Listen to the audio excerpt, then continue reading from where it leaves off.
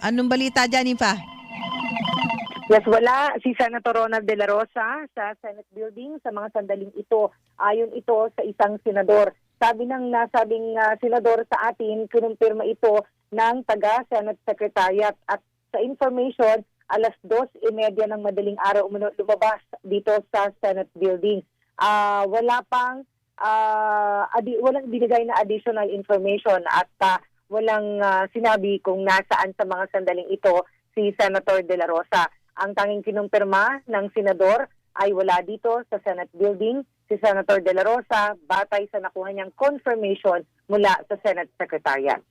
Ako si Nifa. Wala na ibang detalye, Nifa? Wala na ibang detalye? Wala ibang detalye, yun lang. 2:30 ng madaling araw daw lumabas dito. Actually, sinasabi na sa atin ito ng ilang mga may kasama? Sino kasamang mula lumabas? Sa Senate Security, pero hindi...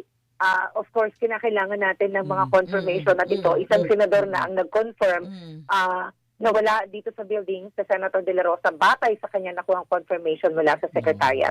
Bagay na tatanong mo sinabi kung sinong walang detalye kung paano nakalabas, kung saan siya sumakay. Kung sino kasama. At saka yan ba kung sino kasama lumabas kasi may mga sinasabi na kay ganitong ganyang sasakyan, si Senator ganyan ang kasamang lumabas. Wala. Siguro ito, limited pa lamang yung information doon sa wala si Senator De La Rosa dito sa Senate building at confirmation ito ng isang senador. At itatanong ninyo siyempre kay Senate President Alan Cayetano kung nagpaalam ba, di ba, he is under protective custody. Nagpaalam ba ang pag-alis na yun ay may paalam ng Senado, hindi ba? At kung yung paano bang mechanics ng protective custody? Hindi ba dapat physical custody yun? O kung pwede bang nasa labas ng Senado pero Senate protective custody pa rin na maituturing. Supported ba siya? Oo, yan, sige. Ay, may marami, talagang marami ka pang ihatid. Kada